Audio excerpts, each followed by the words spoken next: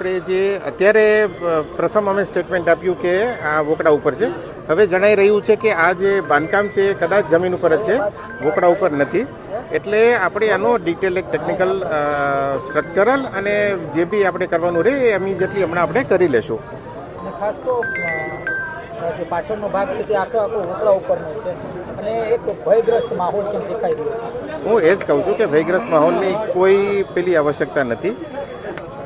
જે રોજ 20 થી 25,000 લોકોની અવરજવર હોય છે શાક માર્કેટ. આપણે આ વસ્તુ જાણીએ છીએ, પણ ખોટું એક સ્કેર પેદા કરીને આખી બજાર બંધ કરી દેવી એ બી અત્યારે વ્યાજબી નથી લાગી રહ્યું. આપણે સ્ટ્રક્ચરલ માણસને બોલાવી લેશું અને જો જરૂર લાગશે તો આપણે અંતિમ તબક્કામાં બીજા કોઈ નિર્ણય લેશું. મનપાએ ક્યાંક યોજનાબદ્ધ કાર્યવાહી કરવાની વાત કરી છે, કઈ પ્રકારની યોજના? હું એ જ કહું છું કે જે વોકડાની નીચેનું જે એનાલિસિસ છે ખરેખર કોમ્પ્લેક્સ પ્રક્રિયા છે, એટલી સરળ નથી કે આપણે 1 કે 2 દિવસમાં કે અઠવાડિયામાં પૂરું કરી શકીએ તેવી સરળ નથી હોતી. દરેક જગ્યાની પરિસ્થિતિ જુદી હોય છે, દરેકનું બાંધકામનું પ્રકાર જુદો હોય છે, દરેક ઉપર જે સ્ટ્રક્ચરનો લોડ હોય છે તે જુદો હોય છે. એટલે આપણે આ તબક્કાવાર આ વસ્તુ કરી રહ્યા છીએ. અત્યારે મારી પાસે ઇમિડિયેટ કોઈ ડેટા નથી, કારણ કે એ અલગ ટીમ કરી રહી છે.